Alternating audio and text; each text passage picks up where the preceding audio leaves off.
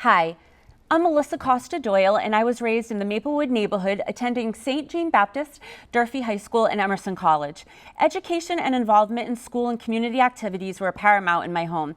My dad worked for the DPW for 38 years and instilled in me an honest, dedicated work ethic and a deep commitment to the people he proudly served.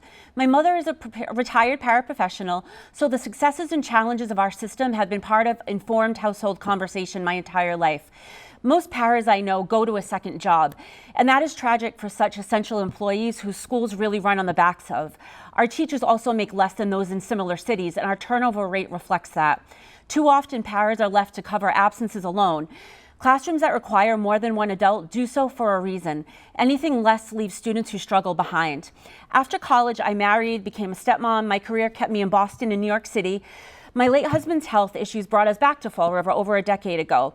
We were serving as a kinship foster home due to the substance abuse of a close relative.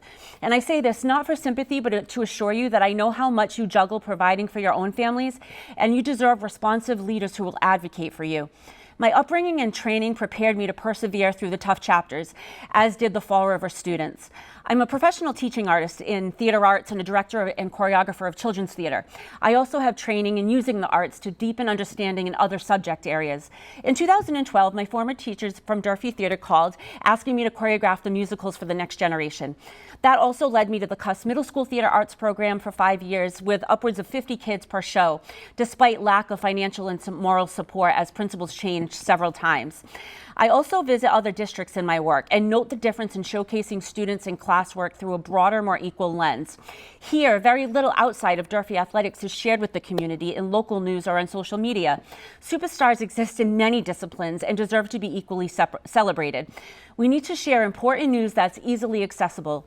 If elected, I will provide the community with summaries of what happens at every school committee meeting.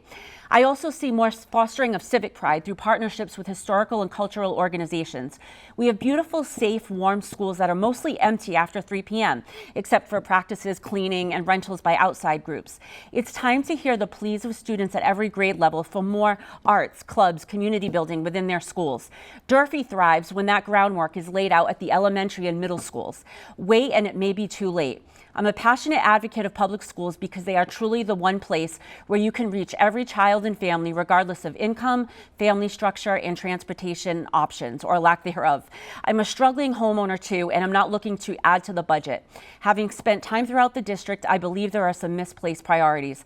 A vote for me November 2nd is a vote for someone who always speaks truth to power. A vote for me is saying yes to creative leadership that values and unites all students, the staff, and the community.